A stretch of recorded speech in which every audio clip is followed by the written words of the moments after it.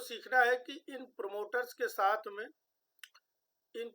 के साथ में आरएनए पॉलीमरेज को बाइंड कराने में, मान लिया आरएनए पॉलीमरेज हो गया ये, इस आरएनए पॉलीमरेज को बाइंड कराने में इसकी मदद कौन करेगा? जो भी मदद करते हैं उनको बोलते हैं, जनरली हम लोग क्या बोलते हैं, ट्रांसक्रिप्शन फैक्टर्स के नाम से जानते हैं। तो एक्चुअली में जनरल ट्रांसक्रिप्शन फैक्टर्स की अगर हम लोग बात करें, बड़ा इंपॉर्टेंट रोल है इनका। जनरल ट्रांसक्रिप्शन फैक्टर की अगर हम लोग बात करते हैं तो ये generally most of the transcription factor protein से ही बनते हैं। ये कुछ नहीं है, एक तरह के प्रोटीन्स ही हैं, है ना, ये प्रोटीन्स हैं। अगर कहीं स्टेटमेंट ऐसा मिल जाए, बड़ा एब्सोल्यूट स्टेटमेंट देते, देखो जब भी बहुत ज्यादा एब्सोल्यूट स्टेटमेंट बनाया जाता है तो वो जनरली, है ना, जनरली क्या होता है, वो गलत ही हो जाता है। बहुत एब्सोल्यूट स्टेटमेंट दे दिया जाए कि सारे के सारे ट्रांसक्रिप्शन फैक्टर प्रोटीन से बने होते हैं, कोई भी नॉन प्रोटीनस ट्रांसक्रिप्शन फैक्टर नहीं है, तो वो गलत हो जाएगा। लेकिन मोर नॉर्मल ऐसे बोला जाए कि in general the transcription factors are proteins in nature, आप बोलो कि हाँ बिल्कुल भाई सही बात है ना, बहुत सही बात आप कह रहे हो, तब तो वही सही है। लेकिन बोला जाएगा all the transcription factors exist upon the earth, exist in the cellular systems, eukaryotic cellular system are proteinous in nature, तब बात गलत हो जाएगी। कुछ नॉन प्रोटीनस फैक्टर्स भी हैं या नॉन प्रोटीनस कंपोनेंट्स भी है जो एज अ ट्रांसक्रिप्शन फैक्टर काम कर सकते हैं।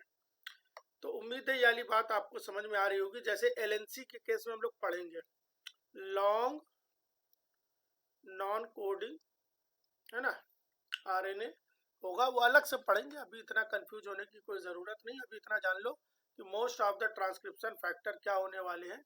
Most of the transcription factor protein से बनते हैं। तो बोला जा रहा है generally the transcription factors are regulatory protein, this are the regulatory proteins.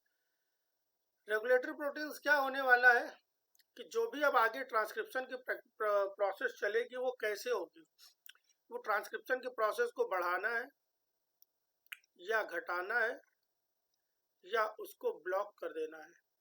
तो ब्लॉक करना है, बढ़ाना है या घटाना है, इस तरह के रेगुलेशन को कराने के लिए कुछ फैक्टर्स हैं बॉडी में, सेल्स में। वो सेलुलर सिस्टम में इन फैक्टर्स को हम लोग बोलते हैं ट्रांसक्रिप्शन फैक्टर।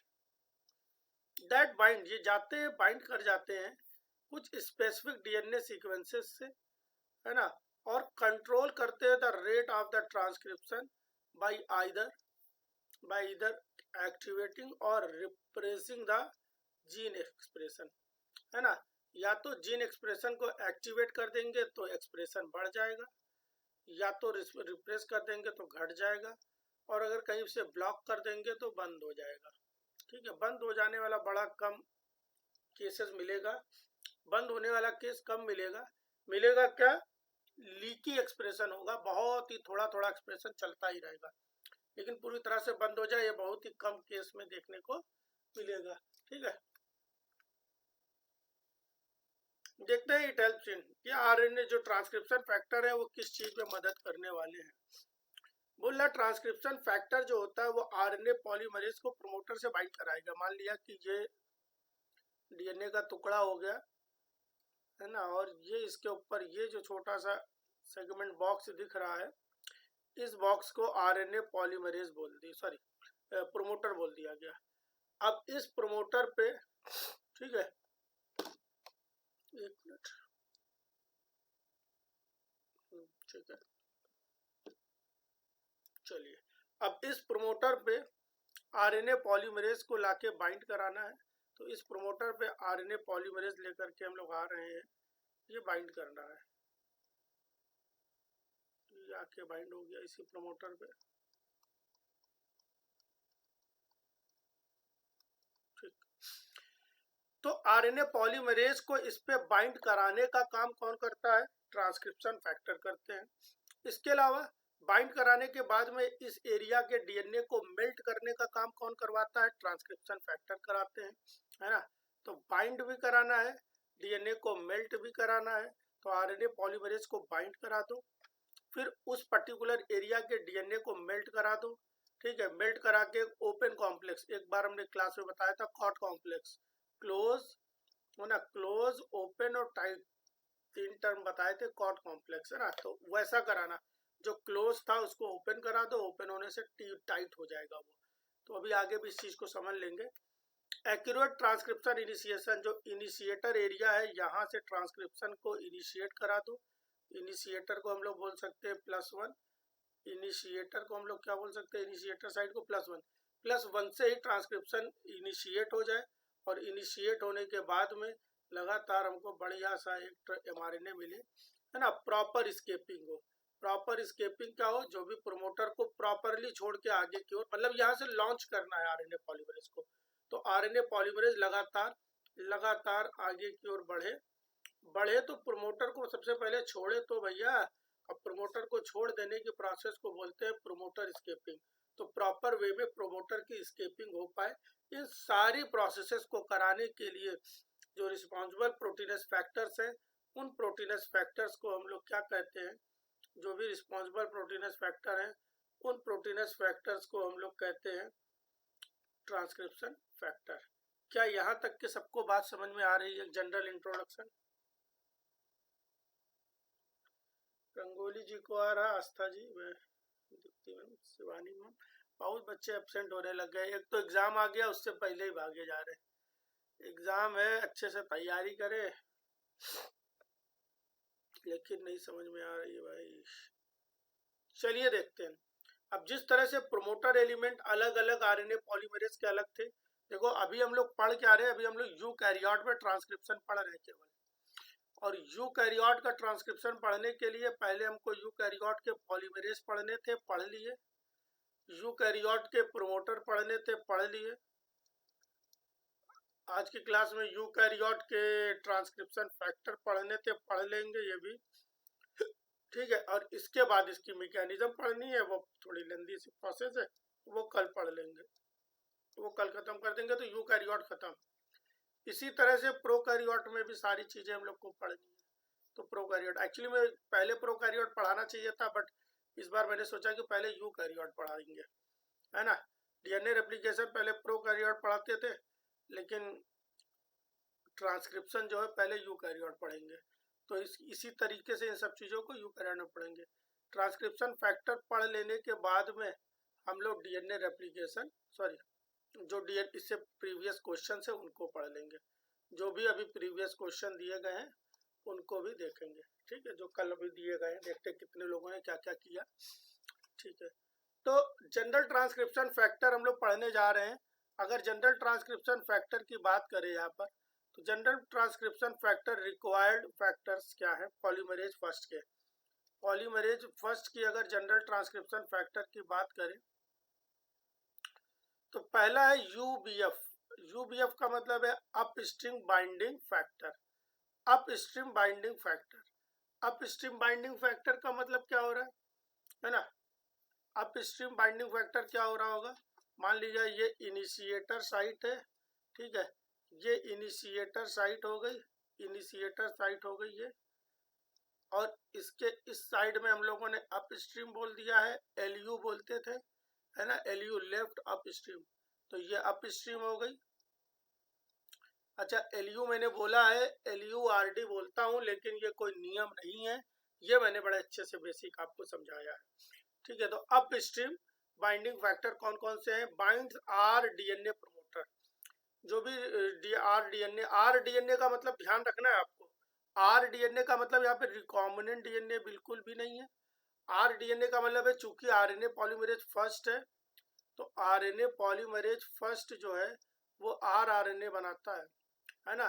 केवल 5S आरएनए नहीं बना रहा है, वो आरएनए पॉलीमरेज थर्ड बना रहा है। तो आरएनए पॉलीमरेज जो प्रोमोटर है फर्स्ट, वो आरएनए बनाता है, और आरएनए बनाने के लिए जितना डीएनए का सेगमेंट रिस्पॉन्सिबल है उसको बोलते हैं अपस्ट्रीम बाइंडिंग फैक्टर, सॉरी, उसको बोलते हैं आरडीएनए, उसको बोलते हैं आरडीएनए, ठीक है। तो आरडीएनए जब होगा तो उसके पास उसका खुद का प्रोमोटर भी होगा, और उस प्रोमोटर पे बाइंड करने वाली प्रोटीन कौन सी है, यूबीएफ, अपस्ट्रीम बाइंडिंग फैक्टर। ये क्या करता है, डीएनए को बेंड करता है और रिक्रूट करता है SL1 को। डीएनए को बेंड करेगा, और वही कहानी, डीएनए को बेंड करेगा, बेंड करने से क्या होता है, बेंड करने से क्या होगा, बेंड करने से जो भी न्यूक्लियोटाइड्स के बीच के बॉन्ड है वो थोड़ा सा लूज पड़ेंगे, है ना, लूज करेंगे और ट्रांसक्रिप्शन बबल वहां पर बन जाएगा।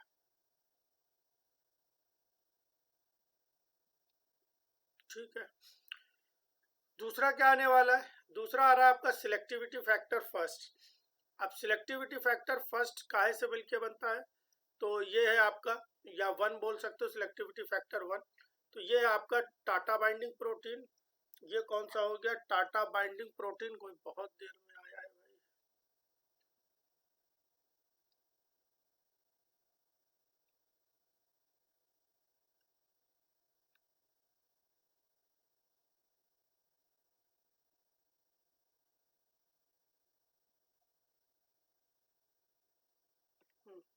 ये हो गया आपका टाटा बाइंडिंग प्रोटीन और polymerase first specific Tata binding protein associated factors, है ना। तो टाटा बाइंडिंग प्रोटीन मान लिया कि ये आपका प्रोमोटर हो गया है ना, और ये इनिशिएटर साइट है, इधर से आगे जाकर के +1 साइट ये है, यहाँ पर टाटा बॉक्स पाया जा रहा है, ये टाटा बॉक्स हो चुका है। ठीक है, इसी टाटा बॉक्स पे पाए जब बाइंड करने वाली प्रोटीन जो होती है वो टाटा बाइंडिंग प्रोटीन कहलाई जाती है ना। अभी अलग से पूरा विस्तार से टीबीपी के बारे में पढ़ेंगे। और टाटा बाइंडिंग प्रोटीन मान लिया इस पे आकर के जुड़ी तो कुछ इस तरह से जुड़ी, जुड़ने का लहजा आप देखिए कुछ ऐसे जुड़ रही है, ऐसे 1 2 3। ये क्या है, ये है आपका एसोसिएटेड फैक्टर्स है, TAF। और इसी पे आकर के साथ में, इसी के साथ आकर के जुड़ रही है टाटा बाइंडिंग प्रोटीन। इसी के साथ आकर के हमने जोड़ा टाटा बाइंडिंग प्रोटीन को ऐसे।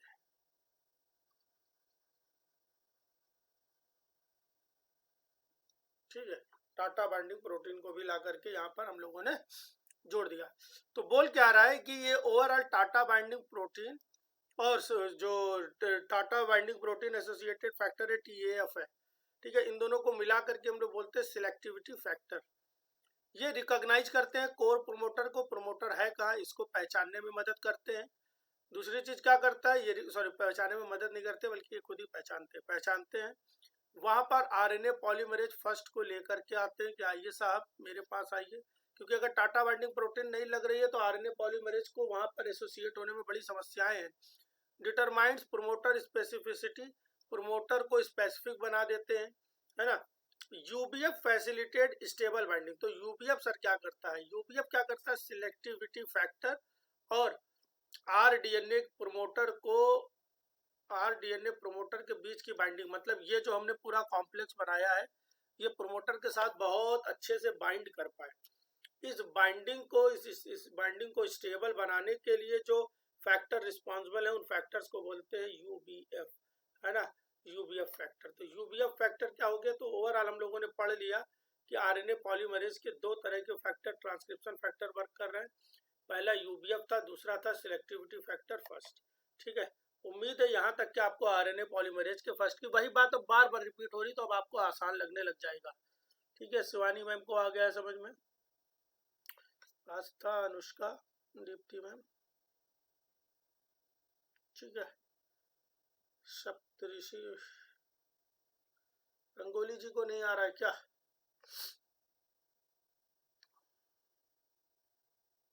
ठीक है, तो आ गया, उम्मीद है सबको आ चुका है। किसी को कोई डाउट है तो जब मैं पूछूंगा तब बताया करेगा जरूर, बीच में कोई डाउट होगा, हो सकता है आपकी चैट आके चली जाए, हम जान ही ना पाए, जब पूछे तब बताना। दूसरा क्या है, transcription factor polymerase, sorry RNA polymerase 2। RNA polymerase सबसे मेन पॉलीमरेज है, तो उसके लिए कौन कौन से ट्रांसक्रिप्शन फैक्टर पार्टिसिपेट करने जा रहे हैं उनको जरा समझना हमको। तो उनके लिए याद रखने का तरीका देखो, मैंने अलग से भी रेड कलर से यहाँ पे लिख रखा है। याद रखने का तरीका आपको बोलना है और हर बार बोलना है, बार बार बोलना है और 1000 बार बोलना है। डफे, क्या बोलना है, डफे, ये सीक्वेंस है। डब फे मैं कई बार बोल भी चुका हूँ, आप कितनी बार मेरे साथ बोलते हो पता नहीं है, वहाँ कोई बैठा नहीं है सुनने वाला देखने वाला, आप बोलो बार बार इस चीज को। जब भी आपसे बोला जाए आरएनए पॉलीमरेज सेकेंड के ट्रांसक्रिप्शन फैक्टर, तो आप तुरंत बोलो डफे। डफे मतलब transcription factor second D, second A, B, F, E, H, these are the transcription factors, है ना। तो ट्रांसक्रिप्शन फैक्टर में सबसे पहले सेकेंड डी की बात करते हैं हम लोग। अगर सेकेंड डी की बात कर ले हम लोग, तो सेकेंड डी जो है ट्रांसक्रिप्शन फैक्टर, एक तरह की प्रोटीन है। सेकेंड डी एक तरह की प्रोटीन है, और ये फर्दर दो तरह की अलग प्रोटीन से मिलकर बनती है। एक को बोलते हैं हम लोग ट्रांसक्रिप्शन TAF, एक को बोलते हैं TAF, और दूसरे को बोलते हैं TBP, टाटा बाइंडिंग प्रोटीन, और दूसरे एक को बोलते हैं टाटा बाइंडिंग प्रोटीन, और दूसरे को बोलते हैं Tata binding protein associated factors. मतलब ये एक नहीं है, कई तरीके के होते हैं, ये कई तरीके के होने वाले हैं, है ना। ये कई तरीके के होने वाले हैं। एक बार चेक कर लेते हैं, recording is going on, very good. चलिए देखते हैं। तो टाटा बाइंडिंग प्रोटीन की अगर हम लोग बात करें, तो टाटा बाइंडिंग प्रोटीन जो होता है वो टाटा बॉक्स से बाइंड करता है। टाटा बॉक्स जितना अच्छा कंसेंसस होगा, जितना ज्यादा कंसेंसस सीक्वेंस शो करेगा, उतना प्यारी बाइंडिंग होगी और डीएनए को बेंड करेगा। अभी हम लोग पढ़ेंगे कि डीएनए से इंटरैक्ट करके डीएनए और इनके बीच में इंटरैक्शन से क्या होता है, वो अभी हम लोग पढ़ेंगे। दूसरी बात क्या आती है, टाटा एसोसिएटेड फैक्टर क्या करते हैं, टीबीपी एसोसिएटेड फैक्टर क्या करते हैं। ये मल्टीपल सब यूनिट्स आकर के पार्टिसिपेट करती है और प्रोमोटर को रिकॉग्नाइज करती है। प्रोमोटर एलिमेंट्स को रिकॉग्नाइज करती है, जैसे कल हम लोगों ने पढ़ा था, इनिशिएटर को रिकॉग्नाइज कर सकता है, डाउन स्ट्रीम प्रोमोटर एलिमेंट को रिकॉग्नाइज कर सकता है, डाउन स्ट्रीम कंट्रोल एलिमेंट को रिकॉग्नाइज कर सकता है। सर ये सब क्या है, ये सब कल पढ़ाया गया था, कल के क्लास में। तो अगर आपकी कल की क्लास नहीं समझ में आई थी, तो वीडियो इस समय तो तुरंत मिल जा रही है ना। बढ़िया स्क्रीन रिकॉर्डर मिला है तो बढ़िया वीडियो तुरंत मिल रही है, तो वहां से आप देख लेंगे, नोट्स देख लेंगे। आगे देखते, बोला क्या जा रहा है कि regulate TATA binding DNA interaction. Overall TAF क्या कर रहा है, टाटा बाइंडिंग प्रोटीन और डीएनए के बीच में जो डायलॉगिंग चल रही है ना, इनके बीच के डायलॉगिंग को बहुत अच्छे से मेंटेन करने में मदद करता है। मेन हीरो जो है वो टाटा बाइंडिंग प्रोटीन है, और उस टाटा बाइंडिंग प्रोटीन की मदद करने वाला कौन है, TATA binding protein associated factor. ये TATA binding protein associated factor क्या करता है, टाटा बाइंडिंग प्रोटीन और डीएनए के बीच में इंटरैक्शन को रेगुलेट करता है। अगर ये नहीं होगा तो वो प्रॉपर इंटरैक्शन हो नहीं पाएगा, है ना। ये एक तरह का बिचबनिया की तरह काम करते हैं, बीच के एलिमेंट की तरह काम करते हैं, मीडिएटर की तरह काम कराते हैं। बातचीत टाटा बाइंडिंग प्रोटीन और डीएनए की प्रॉपरली हो पाए, इसके लिए एक बिचबनिया चाहिए था, एक मीडिएटर चाहिए था, वो TAF है। TAF क्या करता है, इसके अलावा TAF पहचानता भी है कि अदर जो प्रोमोटर एलिमेंट्स है वो कौन कौन से हैं, जैसे कि इनिशिएटर कौन है, कहाँ पे है, प्रोमोटर, डाउनस्ट्रीम प्रोमोटर और कंट्रोलर एलिमेंट कौन कौन से, इन सब चीजों को भी ये पहचानता है। Overall transcription factor first second D की अगर हम लोग बात करें, तो फर्स्ट फैक्टर है जो प्रोमोटर्स के साथ बाइंड करता, बहुत इंपॉर्टेंट कॉन्सेप्ट है, बहुत ही इंपॉर्टेंट बात है, और रटना कुछ भी नहीं है। प्रोमोटर के साथ बाइंड करने वाला पहला, चाहो तो इसको तुम पार्ट बी का क्वेश्चन बन सकता है, ये पार्ट बी का क्वेश्चन बन सकता है। आप चाहो तो इसको रटने बैठो, चाहो तो डफे बोलो, आप क्या बोलो, डफे, डफे में डी पहले आता है।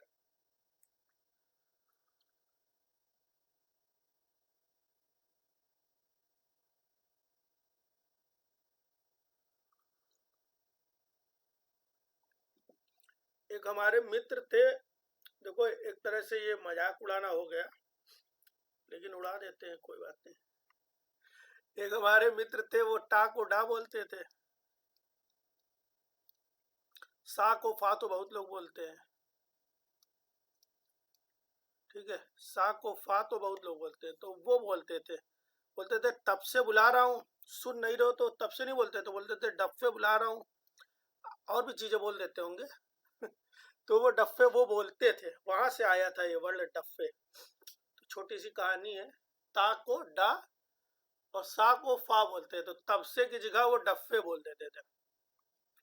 तो वहां से आया डब फे, और डब फे में डी जो है सबसे पहला है, उसमें रटना कुछ है ही नहीं।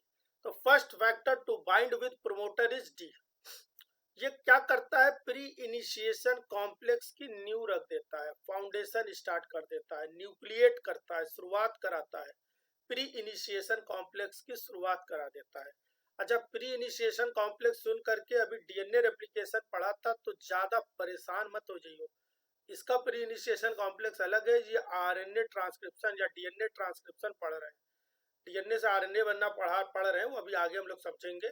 प्री इनिशिएशन कॉम्प्लेक्स की शुरुआत कौन करता है, शुरुआत करने वाला केवल और केवल कौन है, आपका ट्रांसक्रिप्शन फैक्टर सेकेंड डी। ठीक है, अब हम लोग बात करते हैं कि जो डायलॉगिंग में मदद करी है, जो मुलाकात कराने में मदद करी है आपकी ट्रांसक्रिप्शन एसोसिएटेड फैक्टर ने। ट्रांसक्रिप्शन एसोसिएटेड फैक्टर वो मित्र है जिसने टाटा बाइंडिंग प्रोटीन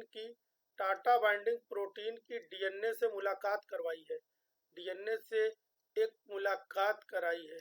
तो जब डीएनए और टाटा बाइंडिंग प्रोटीन आपस में मुलाकात कर रहे हैं, तो मुलाकात करने में कैसा इंटरेक्शन हो रहा है, ये बड़ा अच्छे से हम लोग समझेंगे, है ना। ये बड़ा अच्छे से एकदम महिमा मंडन करेंगे इस चीज का कि अब एक तरफ से डीएनए टाटा बाइंडिंग प्रोटीन है, दूसरी तरफ डीएनए है।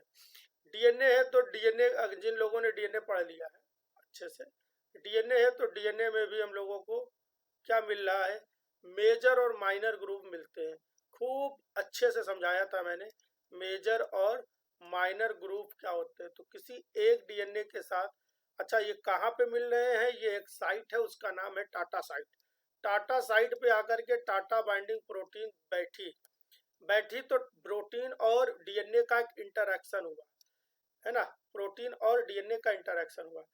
तो जो डीएनए में टाटा बाइंडिंग प्रोटीन पाई गई, तो डीएनए में जो टाटा साइट या टाटा बॉक्स पाया गया, वो कहाँ पे पाया जा रहा है, वो माइनर ग्रुप पे पाया जा रहा है। माइनर ग्रुप पे आ करके टाटा बाइंडिंग प्रोटीन बाइंड करती है।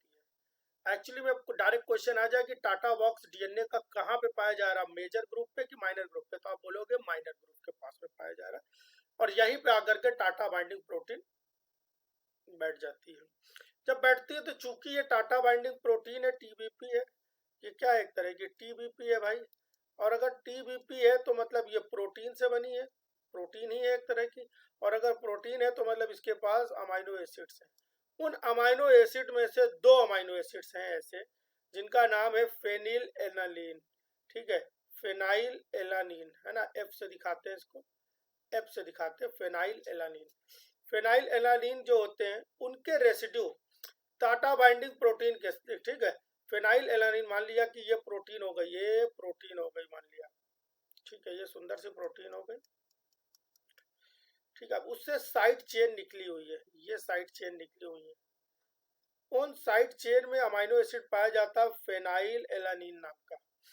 क्या सबको ये स्ट्रक्चर समझ में आ रहा है? हमने बोला एक सिंपल सी प्रोटीन बनाई है, उसमें साइड चेन निकाल दी और साइड चेन में अमाइनो एसिड पाई जा रही है फेनाइल एलानीन नाम का। दिव्यांशु जी को, रंगोली जी, सबको आ रही बात, है ना। तो ये जो फेनाइल एलानीन के रेसिड्यू हैं, जो the side chain of the phenyl alanine residue on TBP, TBP यहाँ पे कॉमा हो जाना चाहिए था, इंसर्ट या इंसर्ट कर जाते हैं माइनर ग्रुप से होते हुए। कहाँ पे इंसर्ट कर जाते हैं, टाटा जो अंदर की तरफ माइनर ग्रुप से डीएनए हेलिक्स के अंदर, आप इमेजिन कर पा रहे हो कि हेलिक्स के अंदर, हेलिक्स के कोर में आ जाते हैं। और कोर में आकर के जो भी ये टाटा एलिमेंट है, जो भी टाटा एलिमेंट है, इन्हीं के बीच में आके इंटरकैलेट हो जाते हैं। बड़ी इंपॉर्टेंट यहाँ पर डायलॉगिंग चल रही है। सबसे पहले टाटा बॉक्स से आकर के टीबीपी बैठी वहीं पे माइनर ग्रुप के पास में, और अपने सरफेस पे पाए जाने वाले फेनाइल एलानीन को इंसर्ट करा दी कोर के अंदर, मतलब डीएनए के कोर के अंदर फेनाइल एलानीन रेसिड्यू को इंसर्ट कराई। और वो इंसर्ट हो करके कहां पर, मान लिया ऐसे टाटा लगा हुआ था, टाटा, है ना, इनके बीच के जो स्पेस है वहां पर इंटरकैलेट हो गई। ठीक है, between the both pair at the end of the TATA element, TATA element के दोनों पेयर के एंड पे है ना, between the both pairs at, insert intercalate between both pairs at end of the TATA element, TATA element के end में जा करके यहाँ पर कहीं इंटरकैलेट, इसके ऊपर एक कोई एलिमेंट पाया जाएगा, कुछ भी मान लिया टी ही पाया जा रहा है और इसके नीचे ए पाया जा रहा है, तो यहाँ पर कहीं पर इंटरकैलेट और यहाँ पर कहीं इंटरकैलेट करा दे रहे हैं। This intercalation act like as a wedge causing the DNA to bend sharply 80 degree, है ना, बेंड कर देगा डीएनए को लगभग 80 डिग्री तक, या कहीं कहीं पे 1/3 लिखा मिलेगा, ठीक है, 1/3 लिखा मिल सकता है,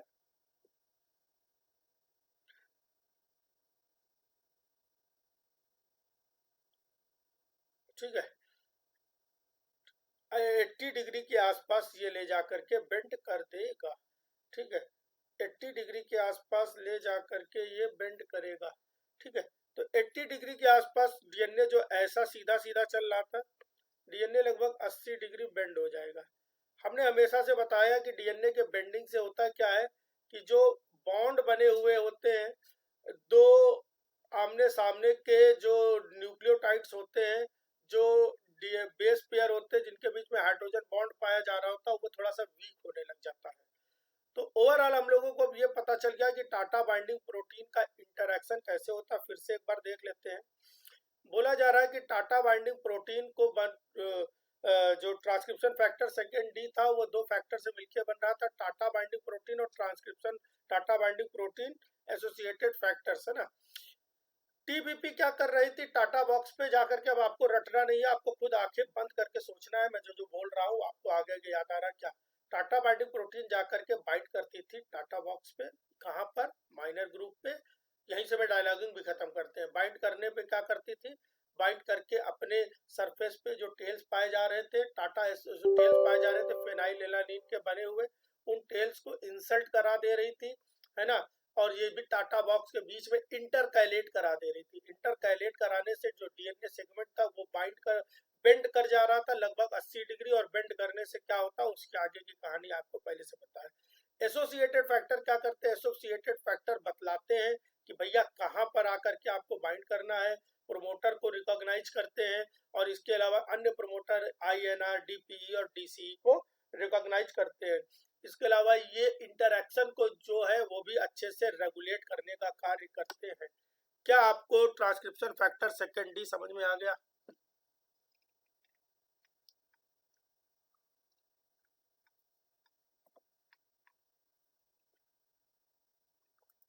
ठीक है, तो कुल मिला के सबको समझ में आ गया।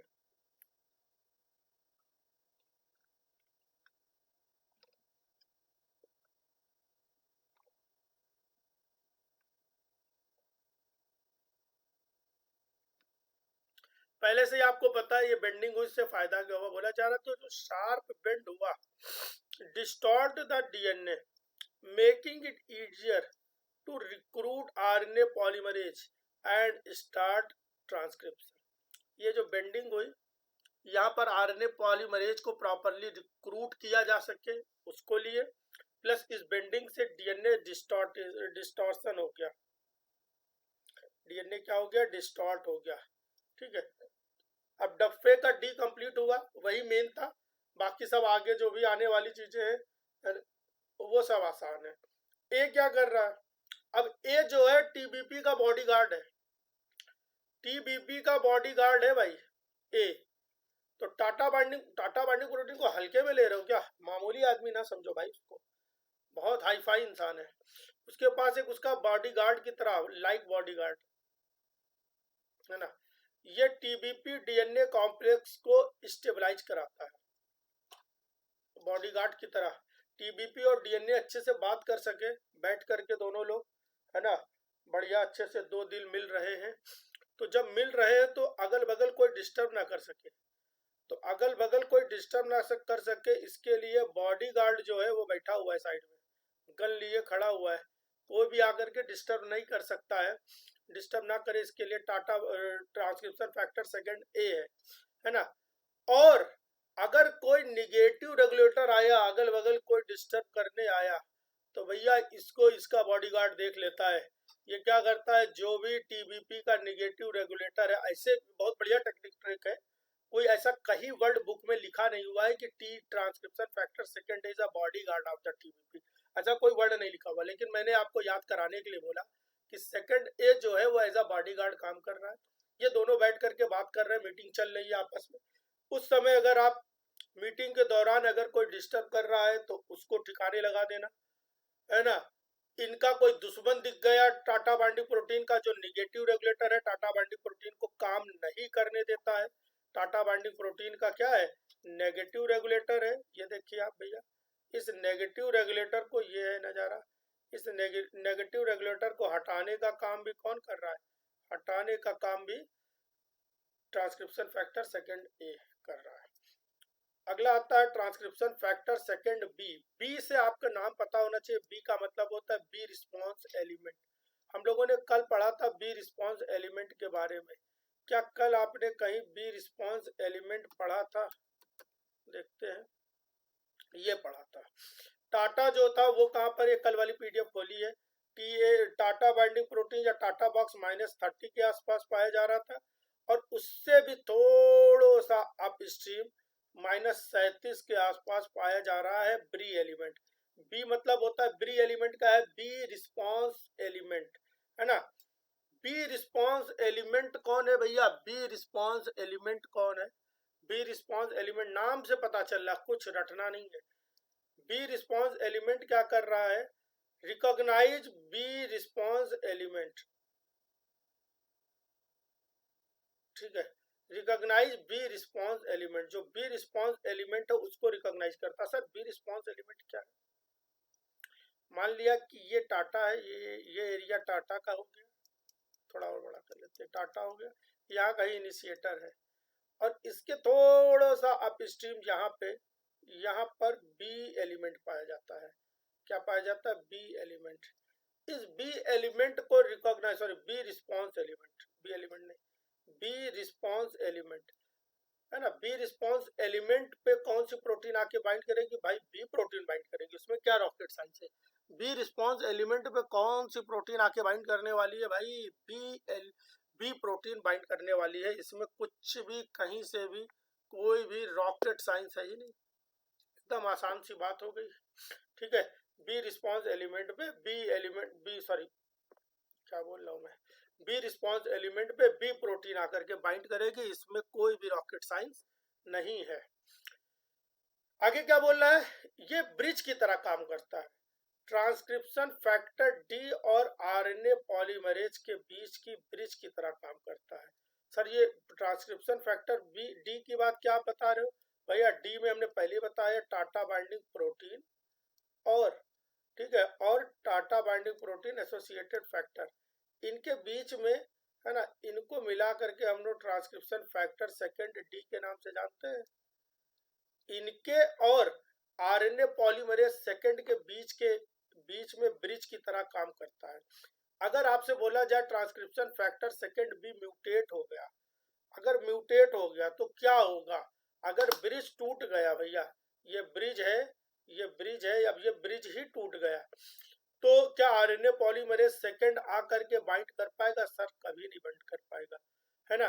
ये क्या करता है, helps accurate selection of transcription start site, transcription properly accurately +1 से स्टार्ट हो जाए, है ना। इसका सिलेक्शन भी कौन करने वाला है, ट्रांसक्रिप्शन फैक्टर सेकंड भी करने वाला है। इस चीज को भी सिलेक्ट करने वाला कौन है, transcription factor second, transcription factor second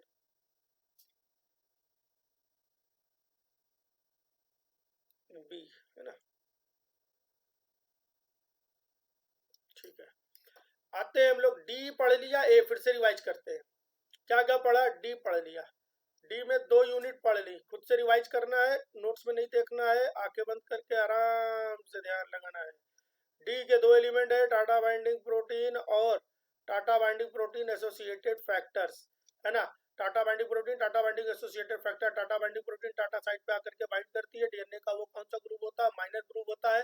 bind करते ही वो अपने सरफेस पे पाए जाने वाले जो टेल्स है, जो भी एक्सटेंशन है अमीनो एसिड्स के, उनमें फिनाइल एलानिल बहुत इंपॉर्टेंट है, फिनाइल एलानिल को माइनर ग्रुप से होते हुए इंसर्ट करा देती है और इसी टाटा बॉक्स में ले जाकर के उसके एंड्स पे इंटरकैलेट करा देती है, जिससे 80 डिग्री का बेंडिंग हो जाता है।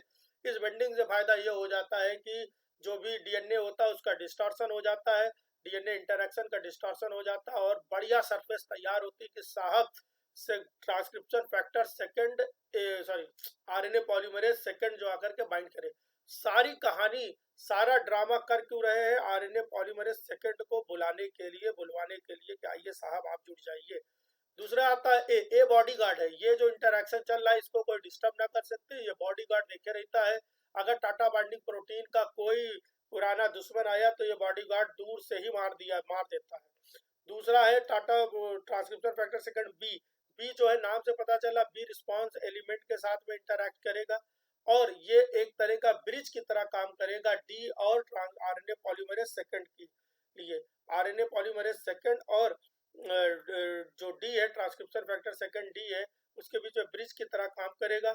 ये बताएगा कि +1 से ही ट्रांसक्रिप्शन इनिशिएट हो पाए, प्रॉपरली शुरू हो पाए।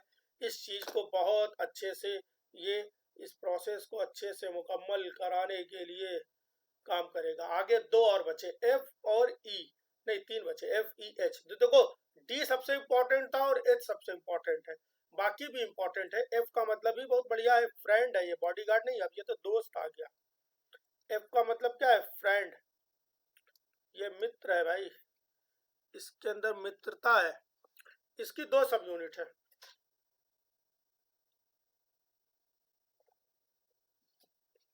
डी का बॉडीगार्ड ए है और आरएनए पॉलीमरेज सेकंड का जो दोस्त है, आरएनए पॉलीमरेज सेकंड का दोस्त है ना।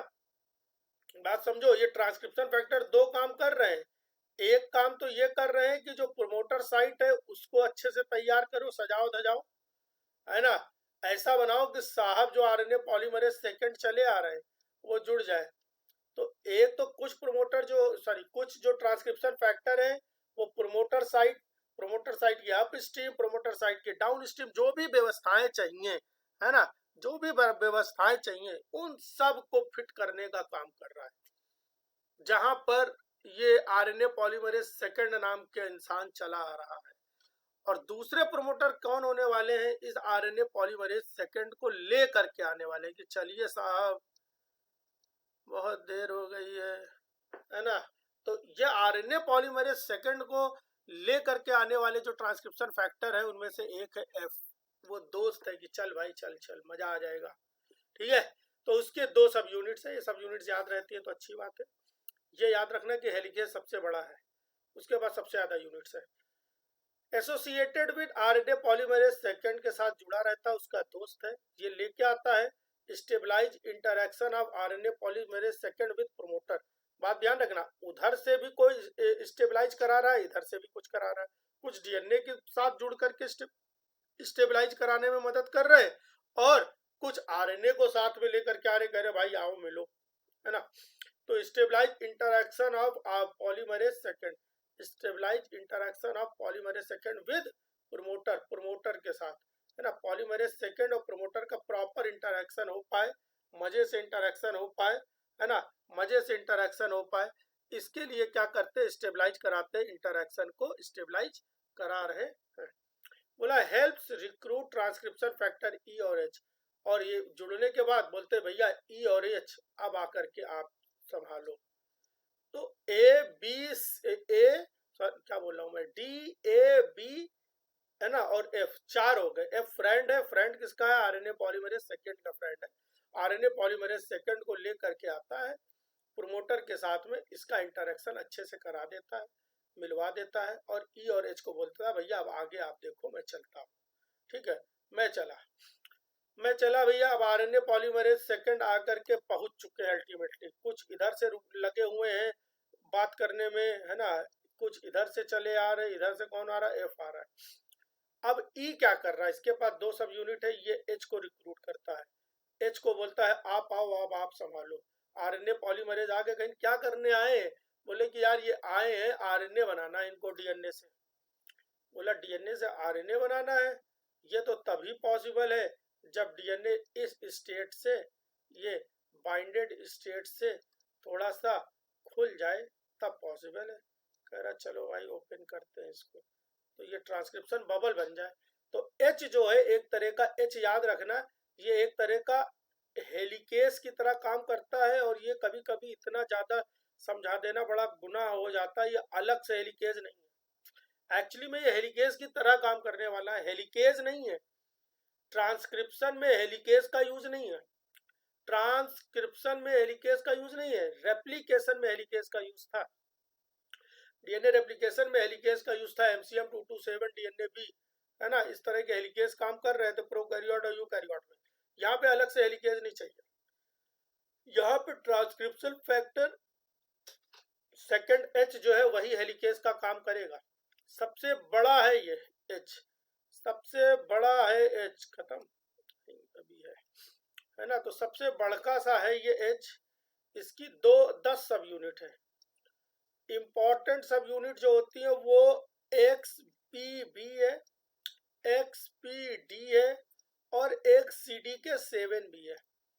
एक्स पी बी है ना, जिसके पास एटीपीएस, एटीपी को तोड़ना और ट्रांसलोकेट होने की क्षमता है। एक्सपीडी जो है यूनिट है, उसके पास हेलिकेज की क्षमता है। वो किसकी तरह काम करता है? हेलिकेज की तरह काम करता है। तो सेकंड एच की 2 यूनिट बी और डी, बी एटीपीएस ट्रांसलोकेज की तरह काम करेगा और डी जो है वो हेलिकेज की तरह काम करेगा। ठीक है, इसके पास एटीपीएस, इसके पास 3 एक्टिविटी है ना, मैंने पहले ही देख लिया, है ना। पहला हो, अच्छा सीडी के क्या करेगी? वो फास्फोराइलेट करेगा। तो फास्फोराइलेट करेगा तो किसकी तरह काम कर रहा है? एक तरह काइनेस की तरह काम कर रहा है। ठीक है, वो काइनेस की तरह काम कर रहा है।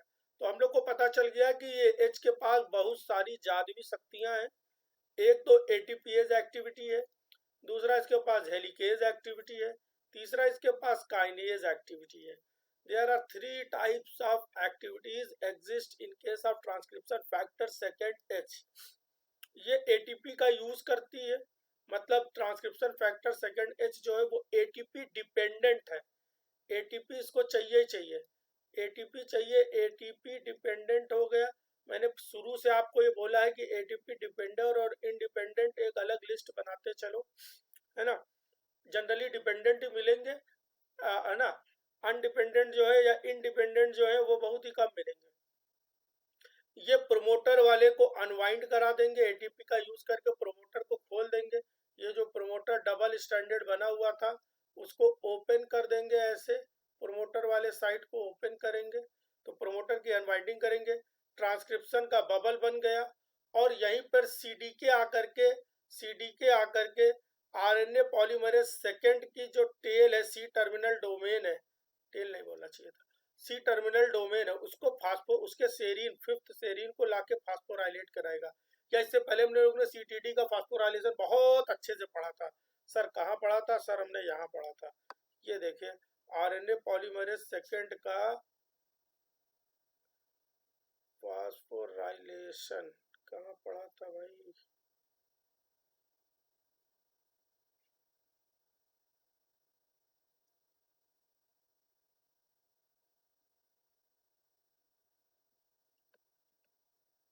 ये पढ़ा था, ठीक है।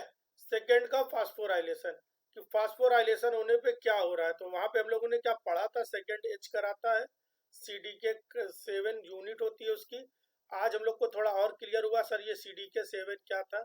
आज साहब आप लोगों को और क्लियर हो गया कि ये सीडी के 7 क्या है। ट्रांसक्रिप्शन फैक्टर सेकेंड एच की एक यूनिट है, इसके अलावा और 2 यूनिट और पाई जा रही थी, है ना। उसमें से सीडी के 7 जो है उसके पास काइनेज एक्टिविटी है, वो फास्फोराइलेट करा रही थी, है ना, सी टर्मिनल डोमेन को, जिससे क्या हो रहा था? प्रोमोटर क्लियरेंस चल रहा था, जिससे प्रोमोटर क्लियरेंस हो रहा था, है ना, और ट्रांसक्रिप्शन का इलोंगेशन हो रहा था। तो ये चीजें आप लोग फिर से रिवाइज करना, ध्यान देना।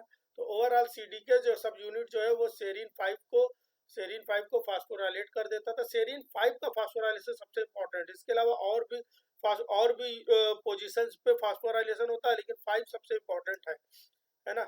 सी टर्मिनल डोमेन जो है, सी टर्मिनल डोमेन फास्फोराइलेट हो जाता है, जिससे क्या होता है, प्रोमोटर स्केपिंग होती है। तो अगर एच के बारे में सोचे तो क्या कर रहा है, एच एटीपीएज एक्टिविटी रखे हुए, हेलिकेज रखे और काइनेज रखे। एटीपीएज क्या कर रहा है, एटीपी डिपेंडेंट मैनर में एटीपी को तोड़ रहा है, जिससे जिससे क्या हो रहा है कि उसके अंदर की हेलिकेज एक्टिविटी जग रही है, और हेलिकेज एक्टिविटी जगने से अनवाइंडिंग हो रही है। अनवाइंडिंग हो चुका, आरएनए पॉलीमरेज भी अब रेडी हो चुका है कि चल भाई आगे बढ़ा जाओ। बोलता है चलो भाई आगे की ओर भागा जाए। बोला कि अरे यार, ये अब हमने तो बबल इतना ही बनाया ना, इस बबल को आगे की ओर प्रोपोगेट भी तो कराओ। तो बोला ठीक है, हमारे अंदर एक और क्षमता है, हमारे अंदर एक और क्षमता है हेलिकेज। वो हेलिकेज क्या करेगा, इस बबल को खोलेगा। इसके अलावा और क्या करेगा कि अब बोलेगा कि जो भी इस प्रोमोटर को हम लोग को छोड़ के आगे बढ़ना है, कहाँ बढ़ना है, इनिशिएटर की तरफ भागना है, इनिशिएटर की तरफ भागना है। तो स्केपिंग में मदद कौन करेगा, लास्ट है ना, गियर लगाना है। गाड़ी स्टार्ट हो चुकी है, किक मार चुका है, आप लोगों ने एक्सीलरेटर लेकर के बढ़िया किक मार दिया है। अब क्या करना है, सिर्फ गियर लगाना है और धीरे धीरे गाड़ी आगे बढ़ानी है। तो गियर लास्ट लगाने वाला स्टेप कौन सा होता है, CDK7 कराता है। क्या सबको बात समझ में आ गई?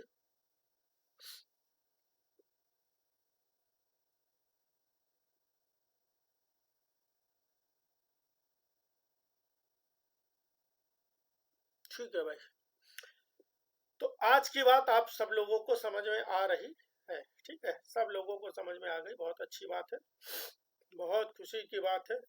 तो इस तरह से हम लोगों ने पहला सेक्शन जो था transcription factor second, sorry general transcription factor के बारे में समझ लिया। तो हम लोगों ने क्या क्या समझ लिया, देखिए बहुत अच्छी सी फोटो भी बनी हुई है, कौन क्या करेगा देखते हैं, फोटो भी देख लेते हैं। बोल रहा है कि सीक्वेंस में काम कैसे हो रहा है। तो सबसे पहले डी आ रहा है, डी की 2 यूनिट है ट्रांसक्रिप्शन, टाटा बाइंडिंग प्रोटीन और TAF, जो टाटा से आके बाइंड कर रहा है, और बाइंड करके क्या कर रहा है, लगभग 80 डिग्री तक टाटा बॉक्स जो होता है वो बेंड हो जा रहा है। ये देखिए नज़ारा देखिए आप, 80 डिग्री के आसपास बेंडिंग चल रही है, ये 80 डिग्री के आसपास की ये बेंडिंग हो गई। ठीक है, बेंडिंग हो गई, DNA बेंडिंग 80 डिग्री है ना, 80 डिग्री के आसपास वाया फेनाइल एलानिन की मदद से DNA की बेंडिंग हो गई। अब टाटा ट्रांसक्रिप्शन फैक्टर सेकंड ए आया, ये क्या कर रहा है, स्टेबलाइजर काम कर रहा है, ये प्रोटेक्ट करता है। देखो एंटीवायरस का ऐसा सिंबल होता है, ये एंटीवायरस की तरह काम कर रहा है। बाहर से कोई आ जाएगा जो निगेटिव एनर्जी आएगी तो उसको मार भगाने का काम कर रहा है। ये बॉडी गार्ड है टाटा बाइंडिंग प्रोटीन का।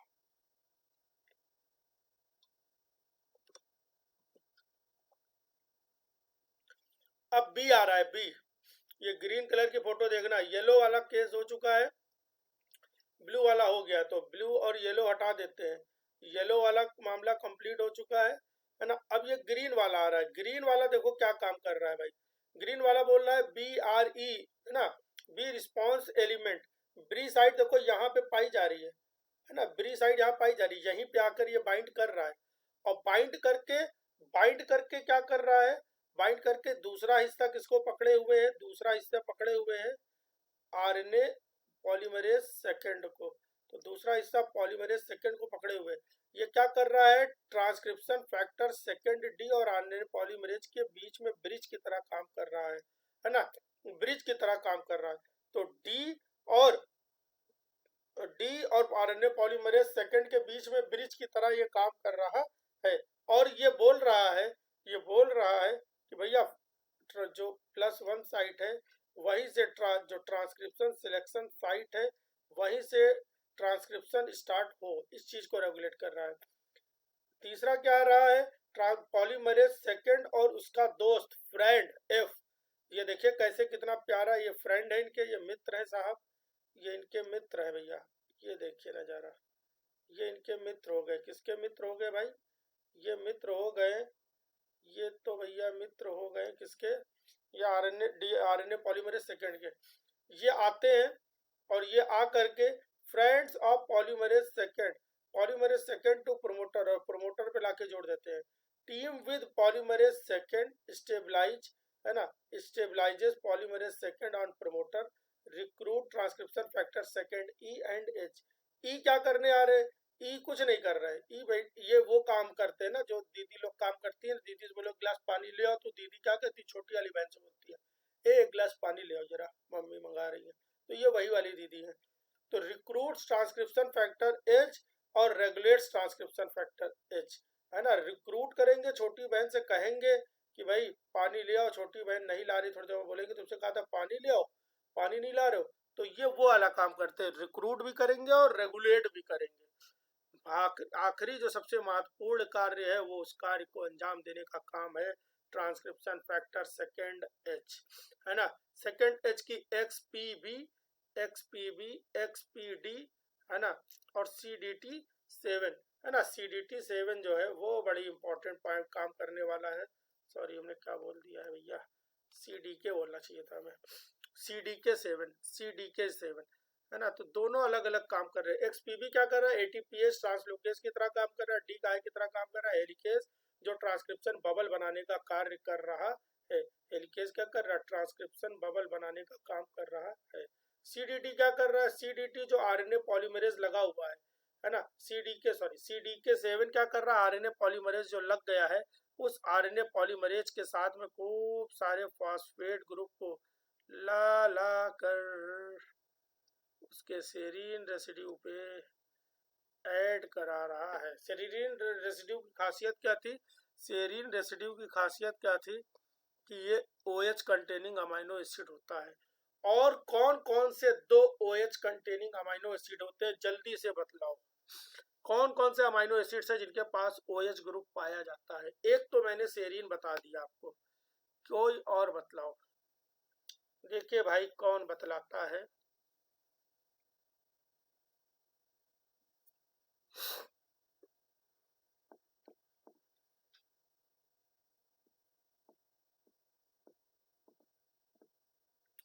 रंगोली जी ने बतलाया है थ्रियोनिन, और भी कोई हो सकता है क्या,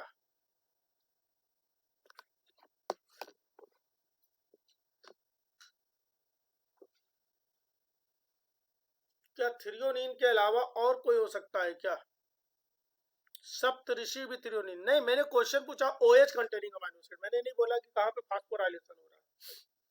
OH कंटेनिंग अमाइनो एसिड्स कौन कौन से हैं, दीप्ति मैम बता रही है TYS, मैंने बताया आपको, OH मतलब एल्कोहल, है ना, एल्कोहल मतलब गंदी आदत, क्यों ये बहाना है कि गंदी आदत कोई टीस होती है दिल में, दुख तकलीफ पीड़ा, तब इसकी आदत पड़ती है, तो वहां से याद करने का तरीका हम लोगों ने पढ़ा था। ठीक है, क्या सबको बात समझ में आ गई, किसी को कोई दुख, कोई समस्या, कोई तकलीफ, टाइप करके बतलाए हमको भैया, या अलग से बता दे हमें, क्या सबको समझ में आ गया भाई, बताओ भाई, तो क्वेश्चंस पे आ जाते हैं। किसी को कहीं कोई कंफ्यूजन है तो बतलाओ।